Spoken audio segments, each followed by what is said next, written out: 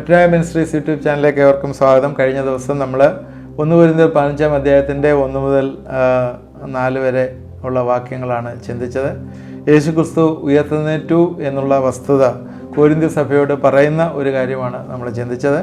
അതിനകത്ത് പല കാര്യകാരണ സഹിതം പൗലോസ് അത് പ്രസൻറ്റ് ചെയ്യുകയാണ്. അതിനകത്ത് ഏറ്റവും പ്രധാനമായിട്ട് പറഞ്ഞ തിരുവെഴുത്ത് പ്രകാരം എന്നുള്ളതാണ്. തിരുവെഴുത്തിനെ എടുത്ത് വെച്ചുകൊണ്ട് പറയുകയാണ്. 3-ാം നാൾ ഉയർത്തെഴുന്നേറ്റ് ഞാൻ സങ്കീർത്തനത്തിനുള്ള റെഫറൻസ് പറഞ്ഞു. അവനെ ഉയർത്തെഴുന്നേൽക്കും, അവനെ തിരുവെഴുത്തിൽ ഈ പറഞ്ഞ പോലെ അവനെ ദ്രവത്വം കാണുവാൻ സമ്മതിക്കുകയില്ല എന്ന് പറയുന്ന ഭാഗം ഒക്കെ ഞാൻ കോട്ട് ചെയ്തു. പിന്നീട് കേഫാവിന് പ്രത്യക്ഷപ്പെട്ട കാര്യം പറഞ്ഞു.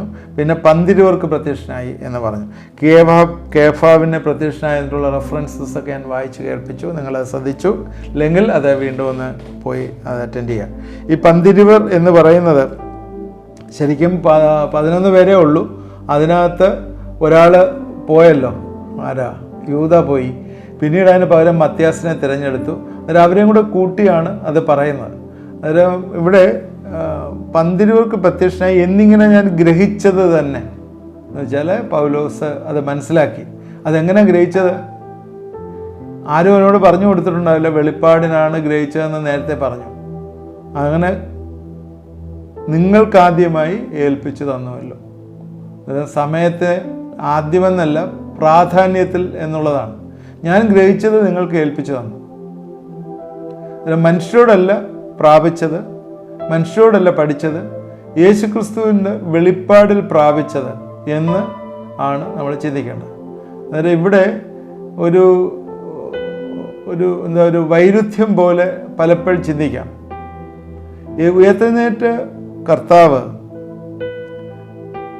ദമസ്കോസിലേക്ക് പോകുമ്പോൾ, ദമസ്കോസിൻ്റെ പോയിട്ട് എന്നാൽ ദമസ്കോസിലേക്ക് പോകുന്ന വഴിക്ക് അവിടെ വെച്ചിട്ട് ഒരു എൻകൗണ്ടർ വരികയാണ് ഉയർത്തെഴുന്നേൽപ്പ് കർത്താവുമായിട്ട്. കാരണം പൗലോസ് സഭയെ ഉപദ്രവിക്കാനായിട്ട് മഹാപുരോഹിതൻ്റെ നിന്ന് പത്രമൊക്കെ വാങ്ങിച്ചിട്ട് പോയ സമയത്താണ് യേശുക്രിസ്തു യഥാർത്ഥത്തിൽ അവന് വെളിപ്പെടുന്നത്. അപ്പോസ്തല പ്രവൃത്തി 9-ാം അധ്യായത്തിൽ അത് കാണാം. അത് തൻ്റെ അനുഭവം ലൂക്കോസ് അപ്പോസ്തല പ്രവൃത്തി കൂടെ സാക്ഷ്യത്തോട് ചേർന്ന് പറയുന്നു. യേശു തന്നെ ക്രിസ്തു എന്ന് പ്രസംഗിച്ച് തെളിയിച്ചു എന്ന് ലൂക്കോസ് പറയുന്ന ഭാഗം പ്രത്യേകം ശ്രദ്ധേയമാണ്. എന്നാൽ യേശുവിൻ്റെ ഉപദേശങ്ങളായ ചരിത്രപരമായ വിശദ വിവരങ്ങൾ, അതുപോലെ തന്നെ ആ യേശുക്രിസ്തു മരിച്ച ആ സമയത്ത് നടന്ന കാര്യങ്ങൾ, പുനരുത്ഥാന പ്രത്യക്ഷതകളൊക്കെ നേരിട്ട് അനുഭവിച്ച് അറിഞ്ഞവരിൽ നിന്ന് മനസ്സിലാക്കിയിട്ടുണ്ട് എന്ന് ചിന്തിക്കണം. അതാണ് നമ്മൾ ചിന്തിക്കേണ്ടത്. അന്നേരം ഞാൻ ഗ്രഹിച്ചത് നിങ്ങൾക്ക് ആദ്യമായി ഏൽപ്പിച്ചു വന്നില്ല. അന്നേരം എല്ലാ രീതിയിലും ഗ്രഹിച്ചു. കാരണം പൗലോസിനെ സംബന്ധിച്ചിടത്തോളം പൗലോസ് ശിഷ്യന്മാരുമായിട്ട് പിന്നെ യെരുശലേമിൽ വന്ന് താമസിക്കുകയും പഠിക്കുകയൊക്കെ ചെയ്ത സമയങ്ങളുണ്ട്. ആ സമയത്തൊക്കെ ഗ്രഹിച്ചു എന്ന് ചിന്തിക്കണം. 500-ലധികം സഹോദരന്മാർ ഒരുമിച്ച് പ്രത്യക്ഷനായി. അത് എപ്പോഴാണ്? ഗലീലയിൽ വെച്ച് സംഭവിച്ചാണ്. മത്തായിയുടെ സുവിശേഷം 28-ന്റെ 16 മുതൽ 17 വാക്യങ്ങളിൽ അതിന് പറയുന്നുണ്ട് ഗലീലയിലെ പ്രത്യക്ഷപ്പെട്ട കാര്യം. പൗലോസ് യെരുശലേമിൽ ചിലവഴിച്ച്, നേരത്തെ പറഞ്ഞു 15 ദിവസം, അത് ഗലാത്യർ 1:19 പറയുന്ന പരിചയപ്പെട്ടവരിൽ നിന്നും മറ്റ് ഉറവിടങ്ങളിൽ നിന്നും ഈ പുനരുത്ഥാന പ്രത്യക്ഷകളെക്കുറിച്ച് മനസ്സിലാക്കി കാണും എന്ന് നമുക്ക് അനുമാനിക്കാം. എന്നാൽ അവരിൽ ചിലർ ഇന്നും ജീവനോടിരിക്കുന്നു. ചിലരൊക്കെ നിദ്ര പ്രാപിച്ചു, ചിലരൊക്കെ ഇന്നും ജീവനോടിരിക്കുന്നു. നിദ്ര പ്രാപിച്ചു എന്ന് പറഞ്ഞാൽ മരിച്ചുപോയി എന്നുള്ളതാണ് അർത്ഥം. പിന്നീട് യാക്കോബിനും പിന്നെ അപ്പോസ്തലന്മാർക്കും എല്ലാവർക്കും പ്രത്യക്ഷനായി. ഇവിടെ യാക്കോബിൻ്റെ കാര്യം എടുത്തു പറയാനുള്ള കാര്യം കർത്താവിൻ്റെ സഹോദരനായ യാക്കോബിനെയാണ് ഇവിടെ സൂചിപ്പിക്കുന്നത്. കർത്താവിൻ്റെ പരസ്യശുശ്രൂഷ കാലത്ത് അവൻ്റെ സഹോദരന്മാരൊന്നും അവനിൽ വിശ്വസിച്ചിരുന്നില്ല. അത് യോഹന്നാൻ്റെ സുവിശേഷം 7-ാം അധ്യായത്തിൻ്റെ 5-ാം വാക്യത്തിൽ പറയുന്നുണ്ട്. പിന്നെ മാളിക മുറിയിൽ അവരെ കാണുന്നുണ്ട്. അപ്പോസ്തല പ്രവൃത്തി 1-ാം അധ്യായത്തിൽ മാളിക മുറിയിൽ കാണുന്നുണ്ട്. കർത്താവിൻ്റെ പുനരുത്ഥാനത്തിന് ശേഷമാണ് അവർ അത് വിശ്വസിച്ചത്. ഇവിടെ പറയുന്ന പ്രത്യക്ഷതയെക്കുറിച്ച് സുവിശേഷത്തിൽ യാതൊരു സൂചനയുമില്ല. ഇവിടെ യാക്കോബിനെ നേരിട്ട് പ്രത്യക്ഷപ്പെട്ടു. യാക്കോബിനെ നേരിട്ട് പൗലോസ് കണ്ടപ്പോൾ യാക്കോബ് ചിലപ്പോൾ പൗലോസിനോട് പറഞ്ഞതായിരിക്കാം ഈ വാർത്ത എന്നാണ്. അതുകൊണ്ട് അപ്പോസ്തലന്മാർക്ക് എല്ലാവർക്കും ആ സമൂഹത്തിന് മൊത്തമായിട്ടും യേശുക്രിസ്തു ഉയർത്തെഴുന്നേറ്റ് പ്രത്യക്ഷനായി എന്ന് പൗലോസ് ഇവിടെ പഠിപ്പിക്കുകയാണ്. അവസാനം അകാല പ്രജ പോലെ എനിക്ക്, അൺടൈംലി ബോൺ, അകാല പ്രജ എന്ന് പറഞ്ഞാൽ അൺടൈംലി ബോൺ ആണ്. അതൊരു എനിക്കും പ്രത്യക്ഷനായി. അതിൽ മറ്റ് അപ്പോസ്തലന്മാരെല്ലാവർക്കും പ്രത്യക്ഷനായി, ശിഷ്യന്മാർക്ക്, പിന്നെ അപ്പോസ്തലന്മാരായി ശുശ്രൂഷിച്ചവർ എല്ലാം. തന്നെ സംബന്ധിച്ചോളം എന്തുവാ, താൻ സഭയെ മുടിക്കാൻ ഇറങ്ങിയവനാണ്, ശത്രുവായി നടന്നവനാണ്. അതുകൊണ്ട് ഒരിക്കലും കർത്താവ് അങ്ങനെ വരേണ്ട യാതൊരു ആവശ്യമില്ല. എന്നാലും ദൈവം എന്നെ വിളിച്ചു, തിരഞ്ഞെടുത്തു. അത് താമസിച്ചാണെങ്കിലും കർത്താവ് പ്രത്യക്ഷനായി എനിക്ക് വെളിപ്പെടുത്തി തന്നു എന്നുള്ള ഒരു കാര്യമാണ് പറയുന്നത്. പുനരുത്ഥാനത്തിൻ്റെ തെളിവുകൾ ബൈബിളിലെ ഒരുപാട് സ്ഥലങ്ങളിൽ പറയുന്നുണ്ട്. പൗലോസ് തന്നെ പറയുന്നുണ്ട്. അത് ഞാൻ ഇപ്പോഴേ പറയുന്നില്ല. എഫേസ്യർക്ക് എഴുതിയ ലേഖനം, റോമർക്ക് എഴുതിയ ലേഖനം, ഇതിനകത്തെല്ലാം തന്നെ പൗലോസ് അതിനെക്കുറിച്ച് പലയിടത്തായിട്ട് കോട്ട് ചെയ്യുന്നുണ്ട്. നമ്മൾക്കതിപ്പം അധികം റെലവൻസി ഇല്ലാത്തതുകൊണ്ട് അതിനെക്കുറിച്ച് പറയുന്നില്ല.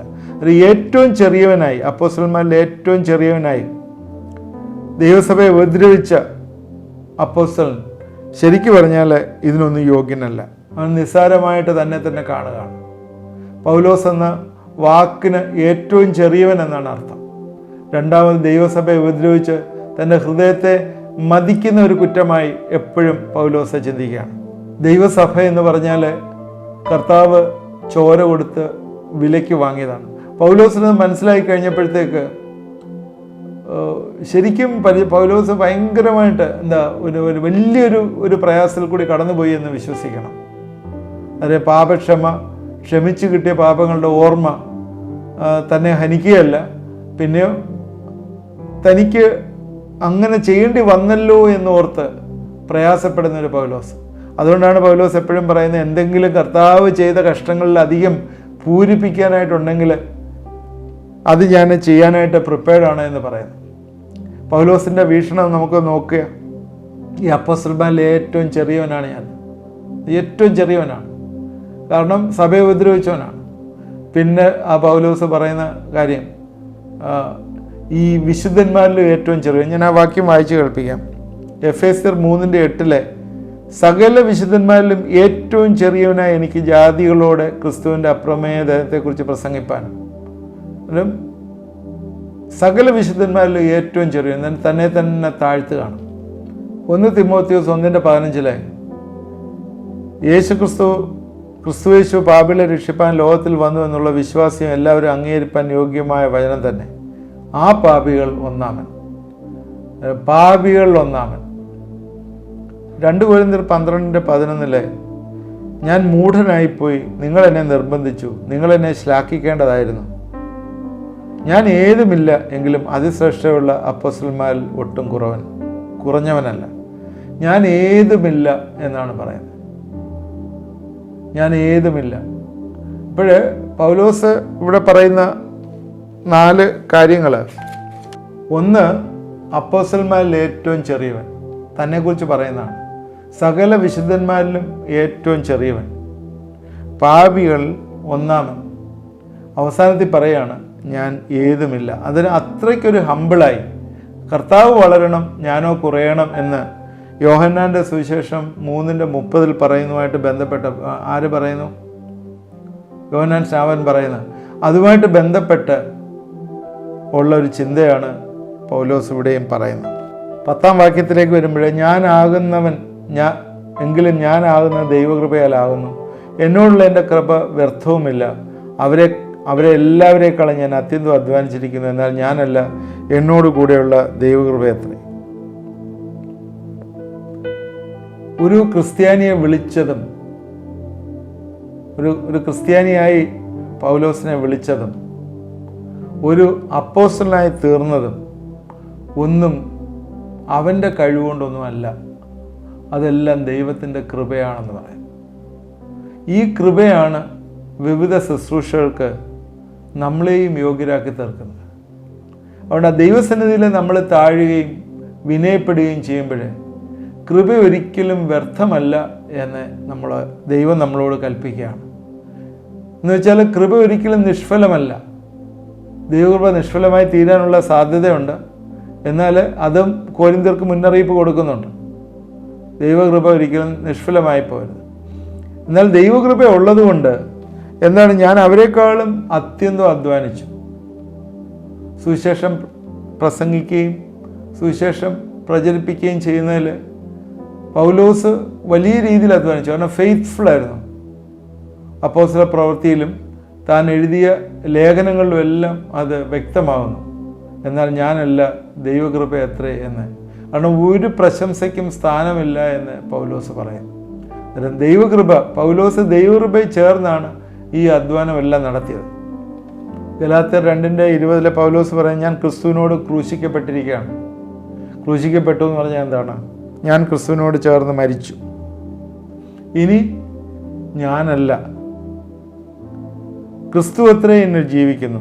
ഇപ്പോൾ ഞാൻ ജഡത്തിൽ ജീവിക്കുന്നു. എന്നെ സ്നേഹിച്ച് എനിക്ക് വേണ്ടി തന്നെത്താൻ ഏൽപ്പിച്ചു കൊടുത്ത ദൈവത്തിലുള്ള വിശ്വാസത്തിൽ അത്രേ ജീവിക്കുന്നു. ദൈവശില്പിയും പൗലോസ് ആയുധവും ഉപയോഗിച്ചതും ഫലം നൽകിയതും എല്ലാം കൃപയാണ്. അപ്പോൾ ദൈവമാണ് എല്ലാത്തിൻ്റെ കാരണക്കാരൻ. പൗലോസിനെ ദൈവം ഒരു ആയുധമായിട്ട് ഉപയോഗിക്കുന്നതും ഒരു കൃപയാണ്, ദൈവത്തിൻ്റെ കൃപയാണെന്ന് പൗലോസ് പറയാം. 11-ാം വാക്യത്തിലേക്ക് വരുമ്പോൾ പൗലോസും ഇതിനകത്ത് ഞാനാകട്ടെ അവരാകട്ടെ ഇവണ്ണം ഞങ്ങൾ പ്രസംഗിക്കുന്നു, ഇവണ്ണം ഞങ്ങൾ വിശ്വസിക്കുന്നു. അപ്പോഴിവിടെ പൗലോസും ശേഷം അപ്പോസ്തലന്മാരും യേശുക്രിസ്തുവിൻ്റെ പുനരുത്ഥാനമാണ് പ്രസംഗിച്ചത്. പത്രോസിനെ ഭരമേൽപ്പിച്ച യഹൂദന്മാർക്കുള്ള സുവിശേഷവും പൗലോസിനെ ഭരമേൽപ്പിച്ച ജാതികൾക്കുള്ള സുവിശേഷവും തമ്മിൽ യാതൊരു വ്യത്യാസവുമില്ല. ഇതൊരു ഒരു വിശ്വാസ ദൃഢീകരണമാണ്. ക്രിസ്തീയ മാർഗത്തിന് ഇതാണ് ക്രിസ്തീയ മാർഗം, അതിനപ്പുറമായിട്ട് വേറൊന്നുമില്ല. ഇന്ന് ചില പഠിപ്പിക്കലുകളുണ്ട്. യഹൂദന്മാരുടെ സുവിശേഷം വേറെയായിരുന്നു, ജാതികളുടെ സുവിശേഷം വേറെയാണ് എന്നൊക്കെയുള്ള പഠിപ്പിക്കലുണ്ട്. അതൊന്നുമല്ല സത്യം. യഹൂദന്മാരും പത്രോസിനെ ഏൽപ്പിച്ചത് യഹൂദന്മാരുടെ ഇടയിലുള്ള പ്രവർത്തനമാണെങ്കിലും അതും ഞങ്ങൾ വിശ്വസിച്ച് ഞാൻ ജാതികളോട് പറയുന്നു എല്ലാം ഒന്നാണ്. അതുകൊണ്ടാണ് ഇവിടെ ഇങ്ങനെ പറയാം, ഞാനാകട്ടെ അവരാകട്ടെ ഇവണ്ണം ഞങ്ങൾ പ്രസംഗിക്കുന്നു, ഇവണ്ണം നിങ്ങൾ വിശ്വസിച്ച് മരിക്കുന്നു. ഇവിടെ കൂടുതലും ജെൻറ്റൈൽസ് കമ്മ്യൂണിറ്റി ആയിരുന്നു കൂടുതലെന്നും മനസ്സിലാക്കുക. ഇനി 15-12 തൊട്ട് 34 വരെയുള്ള ഭാഗങ്ങൾ മരിച്ചവരുടെ ഉയർപ്പിനെ കുറിച്ചുള്ള പ്രതിപാദനമാണ്. 15 തൊട്ട് 34 വരെയുള്ള വാക്യങ്ങൾ. അതിനകത്ത് 12 തൊട്ട് 19 വരെയുള്ള വാക്യങ്ങൾ പുനരുത്ഥാനം നിഷേധിക്കുന്നതിൻ്റെ ദോഷഫലങ്ങളാണ്. 20 തൊട്ട് 28 വരെയുള്ള വാക്യങ്ങൾ യേശുക്രിസ്തുവിൻ്റെ പുനരുത്ഥാനം അംഗീകരിക്കുന്നതിനുള്ള ഫലങ്ങളാണ്. 29 തൊട്ട് 34 വരെ അതിൻ്റെ അനുഭവത്തിൽ നിന്നുള്ള പാഠങ്ങളാണ്. നമുക്കിത് അടുത്ത എപ്പിസോഡിൽ നമുക്കിതിനെക്കുറിച്ച് ചിന്തിക്കാം. അപ്പോൾ ഇന്ന് നമ്മൾ ചിന്തിച്ചത് 11 വരെയുള്ള വാക്യങ്ങളാണ്. ഈ 11 വരെയുള്ള വാക്യങ്ങൾ നമ്മൾ കണ്ടത് യേശുക്രിസ്തു മരിച്ചവരിൽ നിന്ന് ഉയർത്തെഴുന്നേറ്റു എന്നുള്ളത് തെളിയിക്കുന്ന ഒരു പൗലോസിനെയാണ്. കാരണം അനേകർക്ക് പ്രത്യക്ഷപ്പെട്ടു, ശിഷ്യന്മാർക്ക് അപ്പോസ്തലന്മാർക്ക് പ്രത്യക്ഷപ്പെട്ടു, തിരുവെഴുത്ത് പ്രകാരം പറഞ്ഞിരുന്നു, തിരുവെഴുത്തിനെ എടുത്ത് തെളിയിക്കുന്നു. ഇപ്പോഴും ജീവിച്ചിരിക്കുന്ന അനേകം ആളുകളുണ്ട്, അതെല്ലാം എടുത്ത് തെളിയിക്കുകയാണ്. അവസാനമായിട്ട് പൗലോസിനും പ്രത്യക്ഷപ്പെട്ടു. ഇതെല്ലാം കൺഫേം ചെയ്യുന്ന ഒരു ഭാഗമാണ് നമ്മളിന്ന് ചിന്തിച്ചത്.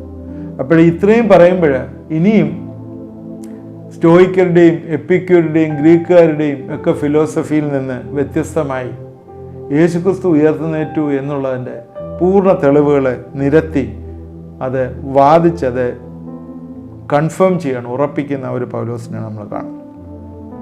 ഇനി വീണ്ടും പൗലോസ് ഇത് നിഷേധിച്ചാൽ ഉണ്ടാകുന്ന ദോഷഫലം അതിനെക്കുറിച്ചും പറയുകയാണ്. അന്നേരം എല്ലാ അർത്ഥത്തിലും എല്ലാ രീതിയിലും ഒരു ആശയത്തെ വിവിധ സ്ഥലങ്ങളിൽ നിന്ന് ആക്രമിച്ച് പ്രൂവ് ചെയ്യണം ഒരാശയത്തെ. ഇതിനപ്പുറമായിട്ട് വേറൊന്നുമില്ല. അതുകൊണ്ട് പുനരുത്ഥാനത്തിൻ്റെ ഈ അധ്യായം 1-15 പുനരുത്ഥാനത്തിൻ്റെ ഒരു അധ്യായം വലിയ പ്രസക്തമായിട്ടൊരു അധ്യായമാണ്. അതുകൊണ്ടാണ് നമ്മളത് പഠിക്കണം എന്ന് പറയുന്നത്. നമുക്ക് പ്രാർത്ഥിക്കാം. ദൈവമായ കർത്താവേ, ഇത് കണ്ടുകൊണ്ടിരുന്ന പ്രിയപ്പെട്ടവരെ ഞങ്ങളെ ഏൽപ്പിച്ച് പ്രാർത്ഥിക്കുന്നു. ദൈവമേ, ഞങ്ങൾ ചിന്തിച്ച കർത്താവിൻ്റെ പുനരുത്ഥാനം അതൊരു മിത്താണ് എന്ന് പലരും ചിന്തിക്കുമ്പോഴും ദൈവമേ, അത് എത്ര റിയൽ ആയിരുന്നു എന്നും നീ ചരിത്രത്തെ തന്നെ രണ്ടായിട്ട് വിഭജിച്ചതാണ് എന്നും മനസ്സിലാക്കുവാൻ നീ ഞങ്ങളെ സഹായിക്കണമേ എന്ന് പ്രാർത്ഥിക്കുന്നു. പൗലോസിൻ്റെ ജീവിതത്തിൽ നേരിട്ട് വെളിപ്പെട്ടു. അപ്പോസ്തലന്മാരെല്ലാം അത് കാണുകയും അനുഭവിക്കുകയും ചെയ്തു. അതുകൂടാതെ അനേകർക്കും കർത്താവ് പ്രത്യക്ഷനായി, ഉയർത്തെഴുന്നേൽപ്പ് കഴിഞ്ഞ് പ്രത്യക്ഷനായി എന്ന് ഞങ്ങളെ കാണും. ദൈവം ഇന്നും ഇത് വിശ്വസിക്കാതെ അനേകം ആളുകൾ ജീവിക്കുന്ന ഞങ്ങൾ അറിയുന്നല്ലോ കർത്താവെ. ഞങ്ങൾ പ്രാർത്ഥിക്കുന്നു, കർത്താവിനെ തിരിച്ചറിയുവാൻ കർത്താവെ നീ കൃപയൊരുക്കണമേ, സഹായിക്കണമേ എന്ന് പ്രാർത്ഥിക്കുന്നു. എൻ്റെ കരങ്ങളിലേക്ക് ഏൽപ്പിക്കുന്നത് കണ്ടുകൊണ്ടിരിക്കുന്നവരെ പ്രിയപ്പെട്ടവരെ ഏൽപ്പിച്ച് പ്രാർത്ഥിക്കുന്നു. അവരുടെ ആവശ്യങ്ങളിലെല്ലാം കർത്താവെ കൂടെ ഇരുന്ന് സഹായിക്കണമേ. സ്പെസിഫിക്കായിട്ടുള്ള ഹൃദയങ്ങളിലെ ആവശ്യങ്ങളെ, പ്രയർ റിക്വസ്റ്റുകളുണ്ടല്ലോ, അതിനെല്ലാം നീ ഉത്തരം കൊടുക്കണമേ, സഹായിക്കണമേ എന്ന് പ്രാർത്ഥിക്കുന്നു. എൻ്റെ ദൈവത്തിന് എന്തെങ്കിലും അസാധ്യമായിട്ടുണ്ടോ അത് മനസ്സിലാക്കി പ്രവർത്തിപ്പാൻ കർത്താവെ ഈ ദിവസം സഹായിക്കുകയും ഇടവരുത്തുകയും ചെയ്യണമേ. പ്രാർത്ഥന കേട്ടവർക്ക് സ്തോത്രം, അനുഗ്രഹിക്കുന്ന സ്തോത്രം. യേശു ക്രിസ്തുവിൻ്റെ നാമത്തിൽ പ്രാർത്ഥിക്കുന്നു, കേൾക്കുമാറാണമേ. ആമേൻ. നിങ്ങളുടെ കമൻറ്റുകൾ കമൻറ്റ് ബോക്സിലിടുക. ആദ്യമായിട്ട് കാണുന്നവർ സബ്സ്ക്രൈബ് ചെയ്യുക. നിങ്ങൾ അതുപോലെ പ്രയർ റിക്വസ്റ്റുകൾ അയച്ചു തന്നാൽ നിങ്ങൾക്ക് വേണ്ടി പ്രാർത്ഥിക്കുന്നതാണ്. നിങ്ങളുടെ നേരിട്ട് കോൺടാക്റ്റ് ചെയ്യാനായിട്ട് ആഗ്രഹിക്കുന്നവർ രാത്രി സമയങ്ങളിൽ വിളിക്കുക. ദൈവം നമ്മളെ എല്ലാവരെയും അനുഗ്രഹിക്കട്ടെ.